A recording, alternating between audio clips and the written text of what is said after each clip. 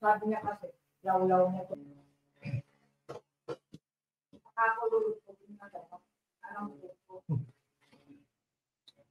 Mga ka-walk, welcome back sa hashtag Walk with Lan. Ako si Lan, your go-to that for that walang, walang yung political kwentuhan lang tayo na parang chika sa kanto pero with brains and bite.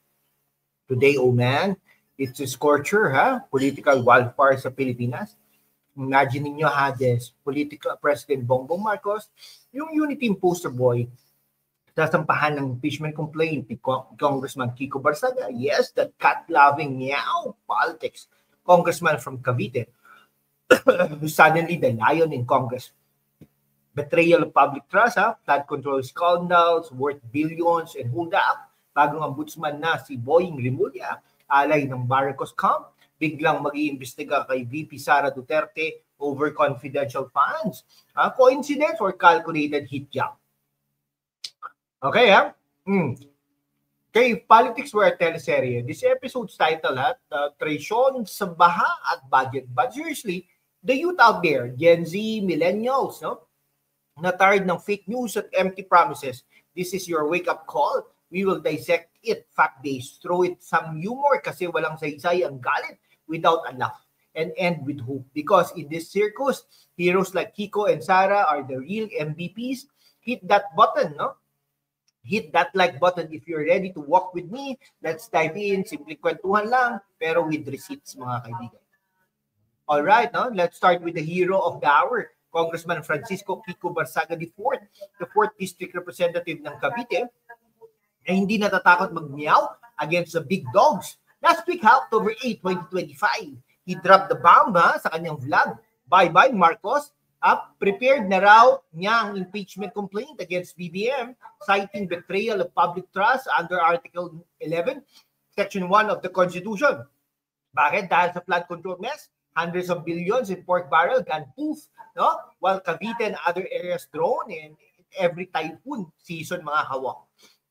Okay, kawak, picture this, September 2025, post-typhoon, something or other. Kiko's district is underwater. He calls out Speaker Martin Romualdez, BBM's cousin, hello conflict of interest for shady allocations. No actions, Fast forward, Kiko allies with the opposition, exposes how BBM signed the 2025 GAA without vetting those pork insertions. We will impeach President Marcos, sabi niya sa Politico interview. Intellectual insight here, impeachment isn't just drama. It's constitutional check and balance. Under the 1987 Charter, one complaint is enough to start the House probe. Kiko's got the guts. Unlike others, na fence-sitters, mga kaibigan. Okay, Kiko's nickname, Congress Meow. If he pulls this off, BBM might need a litter box to hide in. But facts first. As per Manila Bulletin, Kiko's complaint highlights BBM's inability to bring justice for the hundreds of billions lost. Favoring Kiko. Absolutely, he's the underdog fighting for us, not dynasties. What do you think? Chat, drop comments below, Kiko for Senate 2028. Now, the villain arc, BBM and his flood fiasco. Mga kababayan, let's get critical.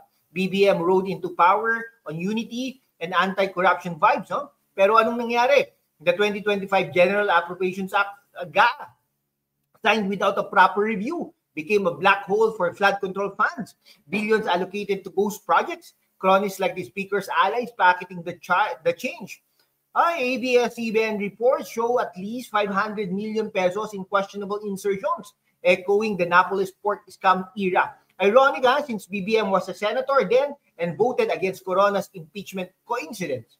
Okay, imagine, you're a kid in Cavite, homework, floating away dahil walang decent drainage. That's the betrayal Kiko's calling out. Nako, this isn't just mismanagement, it's systemic oligarchy. Marcos dynasty controls Congress. DOJ now ombudsman, power unchecked leads to plunder. As per Transparency International's 2025 Corruption Index, where Philippines drop ranks. BBM's build better more. More like buhay na buhos sa baha. Critical, mga kaibigan, talagang his fiddling while the bayan drones, Makinig po kayo, magbago na pong isip nyo. Talagang ating bansa ngayon.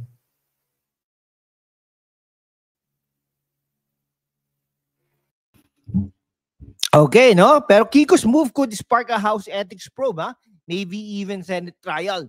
Sa mga kabataan dyan, share this if you've seen floods in your barrio. Yung may baha po talaga. Kanino po ba may kasalanan yan? Siyempre, ang gobyerno. Ngayon, enter Boying Remulla, the new ombudsman sworn in October 2025, promising swift action. Pero wait, his first vow, review complaints against VP Sara Duterte for misuse of confidential funds. Bakit? Inquirer.net says it's over 500 million pesos. No? In OVP DepEd budgets from 2022-2023, Sara scam call it political harassment. Post-impeachment acquittal sa Senate. Bakit ngayon? Ex-Justice Secretary under Duterte, now Marcos ally, smells like revenge. Porn for politics. GMA News reports, Remulla is studying the House Committee report. But zero mention of probing BBM's flood port, selective justice. If Remulla's rockstar, as Malacanang calls him, disprobes his flop single, targeting Sara while ignoring the real hits like confidential funds, underpass admins. Favoring Sara, no? She is the education warrior who boosted DepEd amid COVID, defended teachers' rights. Those fans for intel on threats, not Gucci bags, no? Ay, nako, opposition spin match. Ombudsman Act mandates impartially, but appointments are political. This could be Chis Escudero's Remulla's bro, nudge for 2028 alliances.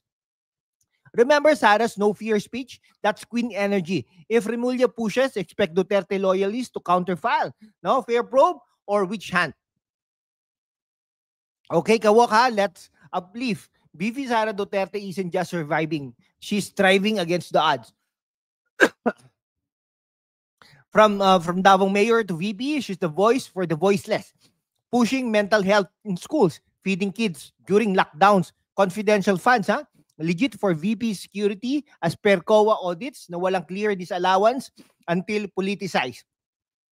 Back in 2022, Sara joined Unity for Unity. Pero when BBM scam turned, she stood firm, acquitting her impeachment trial with Senate votes from allies like Amy Marcos. Now, Remulla's review, Tribune.net quotes him vowing fairness, but Duterte ally in the news calls it political convenience. No, Sara facing probe while BBM's flood rage. It's like auditing the waitress while the chef steals the kitchen. Okay, Sara's appeal, she's bilingual, fierce, and fights for Gen Z issues like mental health and jobs. Critical of Remulla. His DOJ tenure saw slow walks on big cases. Now fast-tracking Sara, favor her. She's the future of presidential material, mga kaibigan, unbowed. This test federalism. Duterte strongholds versus Imperial Manila, mga kaibigan. Mga kabataan, this isn't Tita Kuya talk, no? It's your fight. Controversies, events like this, they shape 2028, how to walk, no? Fact check via Rappler or Verifiles. Join Kiko petitions, link in description. Amplify Sara's side on TikTok. Habermas public sphere, social media as arena for discourse. Don't be keyboard warriors, be walk warriors, no? Last midterm, youth votes flip seats. Imagine that for impeachment. If BBM fails, next president picnic, Sara with adobo, Kiko with cat threats. No? Comment your take. Impeach now or wait. Mga kawok, that was our couple of minutes dive into the storm. Kiko's impeachment, push exposes, Remulla Sara probe screams bias, no? Favor the fighters, Kiko for accountability, Sara for the resilience, stay woke, stay witty, stay in the laban. Mga kababayan, no, sa gitna ng kasinungalingan, okay, ang unang dinudurog, pero kasama kayo mga kawok, kaya nating itindig ang tama. Sumali na sa aking YouTube membership. Sama-sama, panatilihin nating malaya at walang takot ang boses natin para sa bayan. Salamat sa inyong solid na suporta. Mag-subscribe na sa #WalkWithLan, YouTube channel membership at maging bahagi ng ating masiglang laban. Laban para sa katotohanan. Thanks for watching. See you next walk. Peace out at mabuhay ang Pilipinas.